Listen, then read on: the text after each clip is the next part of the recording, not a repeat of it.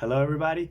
In this video, I want to talk about something that I was just thinking about, which is why people get nervous. And all of this comes to mind because I was in class and the student says, we were watching like an interview, right? And the interview was like a Stephen Colbert interview. And I was like, what did you guys notice, from the interview? And they were like, well, we noticed that they were very confident. And this was something that like my mom would also used to say back in the day, like, you seem confident. And I was like, why is confidence such a big deal, um, and then I was like, well, what happens if they're not confident, or if they don't appear confident? And they were like, well, then you appear nervous, you get nervous, and then you make mistakes. And I was like, okay, so I guess confidence is a big thing. And I was like, how can you guys develop your confidence, no? And they were like, well, we need to practice.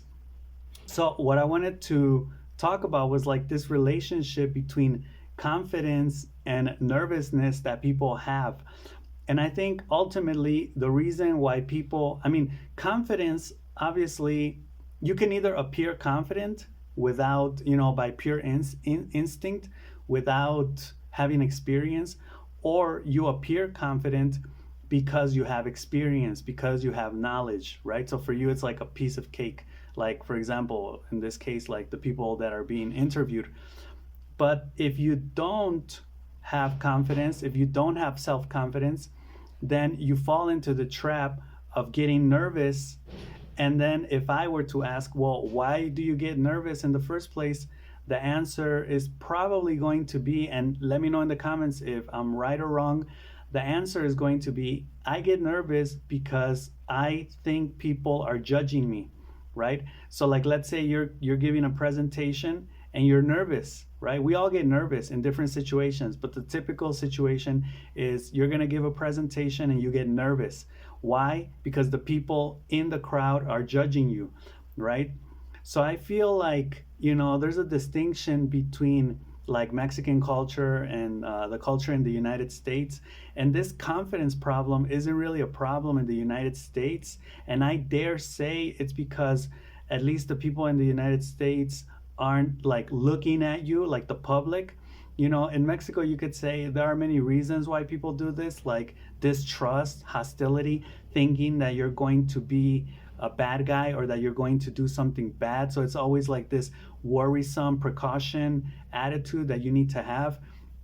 But this also makes you nervous. Like if you were to walk somewhere, if you were to walk into a business or something and there are people there, they're looking at you, you feel judged. So just the mere fact of you having to speak is something that becomes kind of nerve wracking, right? Because it's like, and I wanted to talk about this because what I've been doing lately to kind of avoid all of the gazes and all of the stares and people staring at me, like in public in general, has been to kind of ignore it, right? So what I've been practicing is ignoring it, and I would assume I'm more confident now. So whenever I need to do something, even if it's as simple as walking down the street, I'm able to do it more confidently now, right?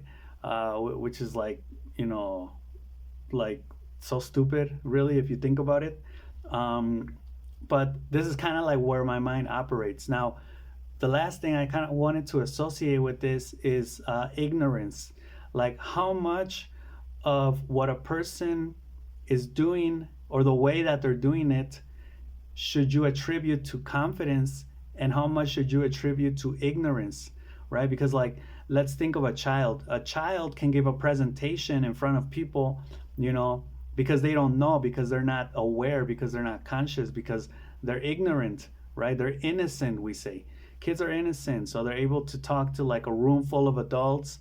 Of course there are those kids that are shy, but this is just like an example. Think of a person that's very like outgoing, a teenager that's like talkative and whatever, and they're kind of clumsy, right? Because they don't really know, they don't have the experience. And then once they gain that knowledge, right, that's where the idea of knowledge is a curse comes from. Once they gain that knowledge, then they become self-aware, and then they become nervous whenever they try to do anything, right? Especially if it's in front of people, right? The main thing here is people. You get nervous because of the people, because you can be doing these things by yourself, right? But you get nervous because of the people, and you get nervous because you think the people are judging you, which they probably are. I mean, just think of you. And I think you do this, and people do this, we do this, everybody does this on an unconscious level, right? But there are levels of being unconscious. I think when I'm like out in public, I'm not really that unconscious. I think most people are. They're not thinking about like, oh, people are looking at me, and I think that's kind of like a nervous personality trait. I'm kind of nervous, I guess, and I do think about that. But I know there are also other levels in which I don't think about those things, in which I'm probably staring at people and judging them, right? Evaluating them, right? Assessing them. And those people probably feel judged, right? So I'm sorry if I do that. But see, we all do it on different degrees. That's the idea.